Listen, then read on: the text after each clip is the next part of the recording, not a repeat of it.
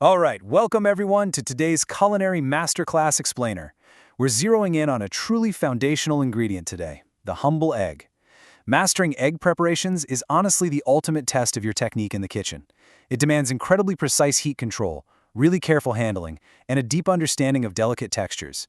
So whether you're a complete novice or you're just looking to refine your workstation skills, this explainer is going to elevate your foundational techniques and build your confidence right at the stove. Okay, let's dive into this. Here is our syllabus for today. First, perfecting the poach. Then, baked egg elegance. After that, the Spanish omelet. And finally, we'll wrap up with the sweet Swiss soufflé. All right, Section 1, perfecting the poach. Now, what's really interesting about this step is the sheer level of heat control required. You're going to start by bringing a shallow pan of water to a full boil. But, and listen up because this is absolutely crucial, you do not drop your egg into violently bubbling water. No way! Instead, crack your egg into a little saucer first. Take your pan off the direct heat so the water completely stops bubbling, and then quickly but safely just slide the egg right in. It creates this beautifully gentle cooking environment. You really want to keep a close eye on your station here. If the yolks are still exposed above the water, just gently baste them with a little warm water. And what's the visual cue you're hunting for? It's called the thin white veil. Once you see that delicate layer of white completely cover the yolk, boom, your poach is done. Carefully lift it out with a skimmer, maybe trim off any ragged edges so it looks super clean, and slide it right onto a piece of toast. Top it off with a little salt, pepper, and some softened butter. And this brilliantly illustrates how we build a complete dish, because we need a textural contrast for that soft egg. Enter crispy fried tomatoes. Your double breading procedure has to be precise here. Take quarter-inch thick slices of tomato, hit them with salt and pepper, dip them into a beaten egg mixed with a tablespoon of water, roll them quickly in breadcrumbs, go back into the egg a second time, and give them one final dust of crumbs before dropping them into hot oil to deep fry. Now let's bring it all together. Plating sequence is everything. First, drain those hot tomatoes on paper towels to shed any excess oil, then get them onto a hot serving platter. Carefully slide your perfectly poached egg right on top of each slice. Season it up one more time, and for the ultimate elegant finish, literally just drizzle exactly 1 tablespoon of tomato or cream sauce right over the top. You've got to serve this immediately while those textures are at their absolute peak. Moving right along, Section 2, baked egg elegance. Let's talk about our first baked technique, shirred eggs. You're going to take small, individual serving dishes, give them a light grease with butter, and toss in just a pinch of breadcrumbs. Drop 2 eggs straight into each dish. Now here is the secret to managing your heat for baked eggs. Do not put these directly on your oven rack. Set them inside a larger pan filled with heated water. This water bath is like a magic trick. It gently sets the egg whites so they don't turn rubbery. So, the crucial point is how you finish them. It's simple, but totally essential for the flavor balance. The second those whites are set, dot every single dish with a little butter and season them right then and there with salt and pepper.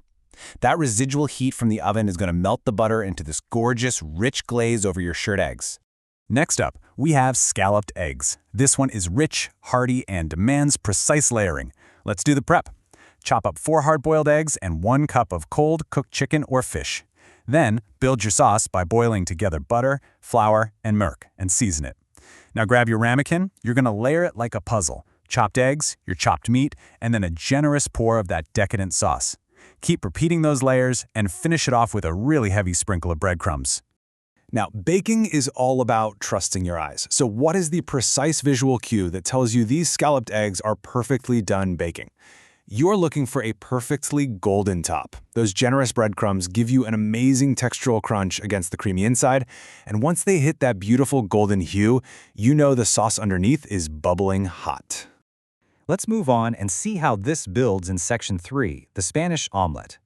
This composed savory dish requires your workstation, your mise en place, to be incredibly organized. Let's talk about the base.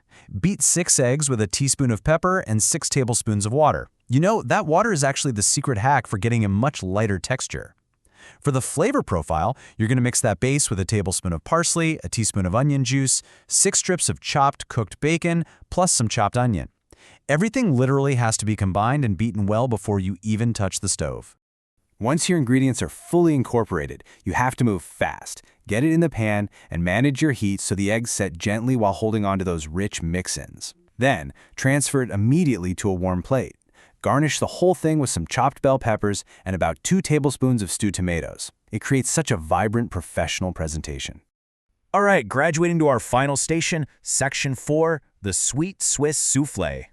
The whole foundation of a great soufflé is treating the egg whites and yolks completely differently. Separate 3 eggs.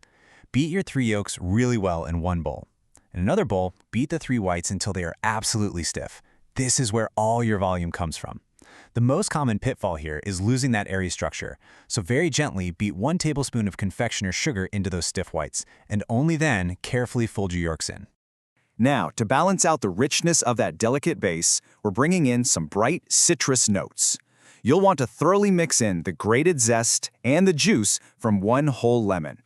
That hit of acidity is amazing. It cuts right through the rich yolks and sugar and gives you this incredibly sophisticated, aromatic flavor profile. Okay, time for the elegant assembly. Heap that airy mixture onto individual oven-proof plates. For a stunning visual, take a drained maraschino cherry and pop it right in the center. Then sift a little confectioner's sugar over the top. Because we've packed so much air into the mix, time is of the essence. You've got to bake these fast, exactly 3 minutes. The finishing touch is where this dessert truly shines. At exactly 3 minutes, pull them out. Our master recipe literally says, bake quickly for 3 minutes, then pour the cherry liquor on top of cherry, serve it once. Hitting that hot cherry with fruit liquor at the very last second sends up an incredible aromatic cloud for the diner. Remember, speed is everything. A soufflé waits for absolutely no one. We've covered so much ground today, from the strict temperature control of a stovetop poach to the layered elegance of baked eggs, through the swift organization of a Spanish omelet, right up to the airy heights of a Swiss soufflé. Every single dish demands a profound respect for the ingredient. So the question remains, which of these classic techniques are you going to master in your kitchen first? Get your stations ready, lock in on your fundamentals, and let's get cooking.